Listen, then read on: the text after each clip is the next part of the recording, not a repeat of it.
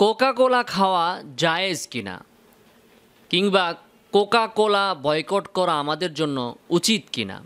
আসলে Israel, America এবং তাদের মিত্ররা যারা মুসলমানদের বিরুদ্ধে অব্যাহতভাবে জুলুম এবং নির্যাতন চালিয়ে আসছে, একজন মুসলমানের দায়িত্ব শুধু এতটুকু ছিল না যে তাদের পণ্যগুলো বর্জন করে বসে থাকবে, এতে তার দায়িত্ব শেষ হয়ে যাবে। বরং আজকে তো প্রতিটি মুসলমানের দায়িত্ব ছিল সরাসরি যুদ্ধের ময়দানে যে ফিলিস্তিনিদের সাথে কাঁধে কাঁধ মিলিয়ে ইসরায়েলের বিরুদ্ধে যুদ্ধ করা। আজকে মুসলমানদের জন্য ফরজ ছিল ইসরায়েলের গলা চেপে ধরে তাদেরকে জুলুম থেকে নিবৃত্ত করা, ইসরায়েলের গলায় পা চাপা দিয়ে ধরে তাদেরকে জুলুম থেকে বিরত রাখা, তাদেরকে প্রতিরোধ করা, প্রতিহত করা, এটাই ছিল আজকে আমাদের মূল দায়িত্ব। কিন্তু আমরা সাধারণ মুসলিম, আমাদের হাত পা বাঁধা, আমাদের রাষ্ট্র যদি আমাদেরকে সুযোগ করে না দেয় ফিলিস্তিনে যে সরাসরি রণাঙ্গনে যুদ্ধে অংশগ্রহণ করার, সে পর্যন্ত আমরা সরাসরি ফিলিস্তিনি ভাইদের পক্ষে যুদ্ধে অংশগ্রহণ করতে পারছি না। ফলে আজকে এই যে বয়কট বা বর্জন, এটা কেবলই সাধারণ মুসলমানদের, অক্ষম নিরুপায় মুসলমানদের, মাজলুমের পক্ষে একটি ভালোবাসার প্রকাশ এবং জালেমকে তাদের জুলুম থেকে নিবৃত্ত করার একেবারেই দুর্বল একটি প্রচেষ্টা। আজকে আমরা মুসলমানেরা ইসরায়েল আমেরিকাকে বয়কট করি আর না করি, আপনি একটু ভেবে দেখুন, তারা কিন্তু ঠিকই আমাদেরকে বয়কট করে বসে আছে। আজকে আপনি দাড়ি, টুপি, সুন্নতি পোশাক নিয়ে ভারতের ভিসার জন্য আবেদন করুন, দেখুন আপনি সহজে ভিসা পান কিনা। আজকে আপনি সুন্নতি পোশাক নিয়ে আমেরিকান ভিসার জন্য, ব্রিটেনের ভিসার জন্য আবেদন করে দেখুন সহজে আপনি ভিসা পান কিনা। ভারত আর আমেরিকা লাগবে না, আজকে বাংলাদেশের ভেতরেই আপনি আপনার চাকরির জন্য সুন্নতি দাড়ি টুপি নিয়ে আবেদন করে দেখুন কয়টা কোম্পানি আপনাকে চাকরি দেয়। তাহলে আজকে আমাদের মুসলমানদেরকেই তো তারা আগে থেকেই বয়কট করে বসে আছে, তো আমরা মুসলমানেরা কেন তাদেরকে বয়কট করব না? এই যে আজকে আমেরিকা আমাদেরকে বারবার নসিহত করে, সবক শোনায়, ধর্মীয় সম্প্রীতির কথা বলে, তারা আমাদেরকে কি বলে যে ধর্ম হচ্ছে যার যার ব্যক্তিগত বিষয়, ব্যক্তি জীবনে আমরা ধর্ম পালন করব, কিন্তু রাষ্ট্রীয় ক্ষেত্রে, চাকরির ক্ষেত্রে, অন্য ক্ষেত্রে আমরা ধর্মকে আনব না। ধর্মের ভিত্তিতে দল হবে না, ধর্মের ভিত্তিতে রাষ্ট্রের ভাগ হবে না, ধর্মের ভিত্তিতে কারো সাথে কারো সম্পর্ক হবে না, ধর্ম যার যার ব্যক্তিগত ব্যাপার। কিন্তু আজকে আপনি তাকিয়ে দেখুন ভারতের দিকে, এই যে কিছুদিন পূর্বে ভারতে নির্বাচন হয়ে গেল, সেখানে ভারতের প্রধানমন্ত্রী নরেন্দ্র মোদী তিনি প্রকাশ্য জনসভায় স্পষ্ট ভাষায় মুসলিমদের সমালোচনা করেছেন কয়েক জায়গায়। আজকে আপনি ভারতে দেখুন যে নির্বাচন চলাকালীন ভারতের প্রধানমন্ত্রী টানা ৪৫ ঘন্টা মন্দিরে বসে ধ্যান করেছেন। তাহলে দেখুন তাদের কাছে ধর্মের কত গুরুত্ব এবং ধর্মীয় সম্পর্কের কত গুরুত্ব। তারা তাদের ধর্মীয় ভাইদেরকে, নিজ ধর্মের লোকদেরকে কতটা প্রাধান্য দিচ্ছে নির্বাচনের ক্ষেত্রে। আজকে ভারতের নাগরিকরা নরেন্দ্র মোদীকে ভোট এজন্যই দেন যে তিনি কট্টর হিন্দু। এখন আপনি মুসলিমরা চিন্তা করে দেখুন যে আপনি যখন ভোট দেন তখন কি আপনি দেখেন যে কোন প্রার্থীর ঈমান কতটা মজবুত, ঈমানের ক্ষেত্রে কে কত কট্টর, সেটাকে আপনি বিবেচনা করেন না। বরং মুসলিমদেরকে নির্বাচনের সময় এটাই শেখানো হয় যে ধর্ম যার যার, রাষ্ট্রটা সবার, কাজেই নির্বাচনে, ভোটে, রাজনীতিতে ধর্ম দেখতে নেই। অথচ ভারত, আমেরিকা তারা তাদের নির্বাচনে তাদের রাজনীতিতে তারা তাদের ধর্মকেই প্রাধান্য দেয়। নরেন্দ্র মোদীর যে নতুন মন্ত্রিসভা হলো, 70 থেকে 72 জন মন্ত্রী, একজনকেও রাখা হলো না যিনি মুসলিম। একজন মুসলিমও এত বড় একটি মন্ত্রিসভায় স্থান পেল না। অথচ আমাদের বাংলাদেশে মন্ত্রীদের মধ্যে অনেকেই আছেন যারা নাকি হিন্দু। তাহলে আমাদেরকে তারা শেখান যে রাজনীতিতে কোনো ধর্ম নাই, ধর্ম যার যার ব্যক্তিগত বিষয়, কিন্তু কাজের বেলায়, রাজনীতির বেলায়, সর্বক্ষেত্রে তারা ধর্মকে দেখেন। এবং আপনি হিন্দু বলেন, খ্রিস্টান বলেন, ইহুদি বলেন, প্রতিটি কাজে তারা তাদের ধর্মীয় ভাইদেরকেই প্রাধান্য দিয়ে থাকেন। নির্বাচনের ক্ষেত্রে তারা তাদের ধর্মীয় ভাইদেরকেই প্রাধান্য দিয়ে থাকেন, সেই হিসাবেই তারা ভোট দিয়ে থাকেন। কিন্তু আমরা মুসলিমরা বোকারা, আমরা তাদের থেকে সবক নিয়ে, আল্লাহর সবক বাদ দিয়ে আমরা আমাদের ধর্মকে ভুলে গিয়েছি। এবার আসুন আমাদের মূল আলোচনায় আসা যাক যে বিধর্মীদের পণ্য আমরা ব্যবহার করতে পারবো কিনা, ক্রয় করতে পারবো কিনা।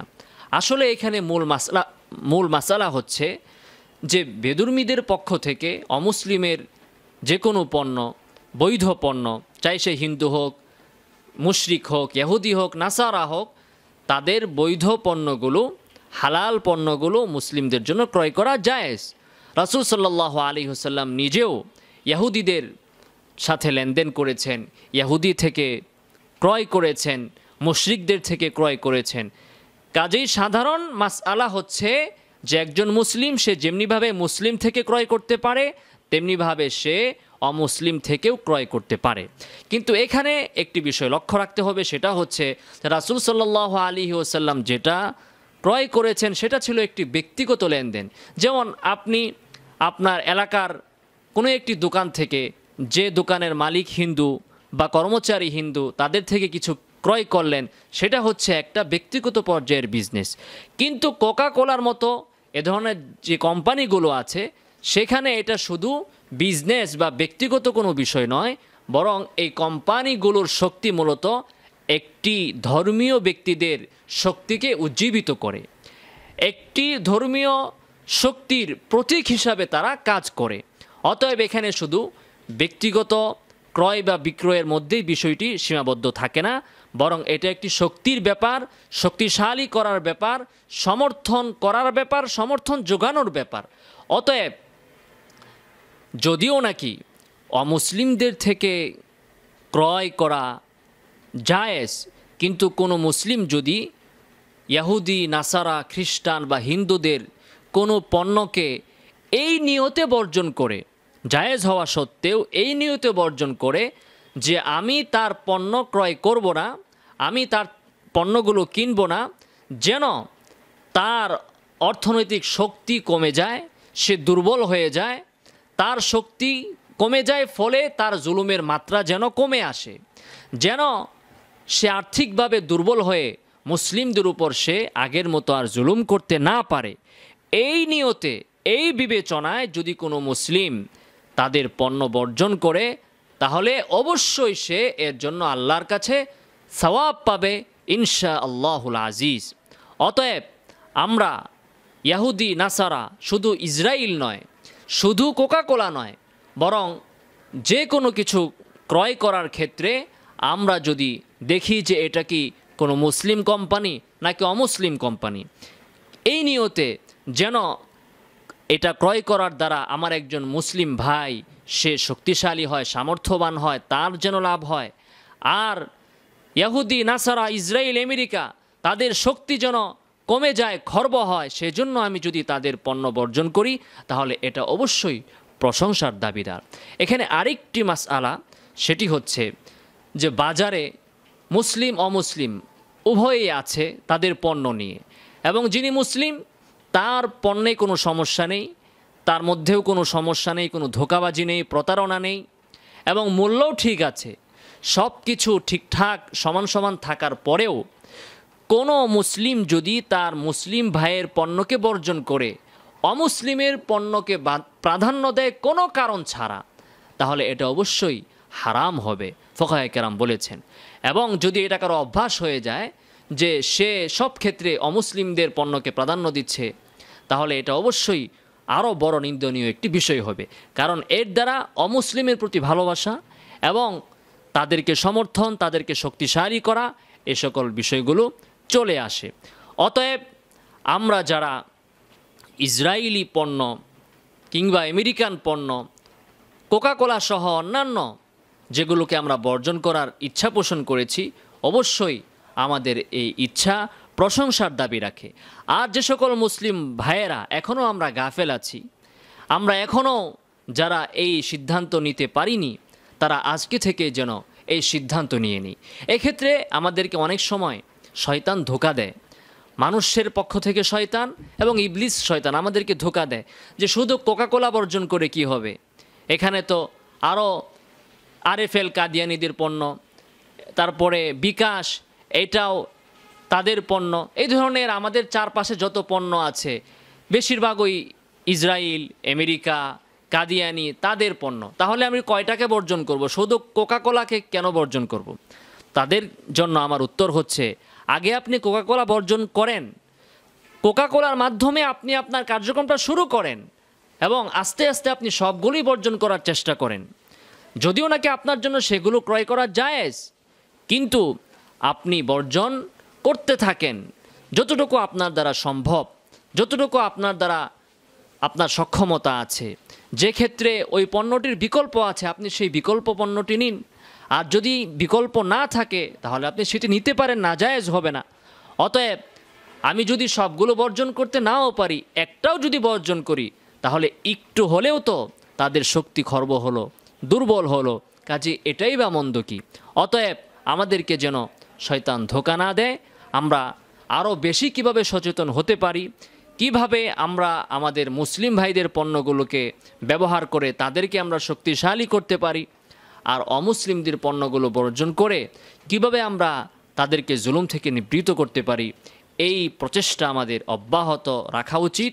আমরা রাখবো ইনশাআল্লাহুল আজিজ।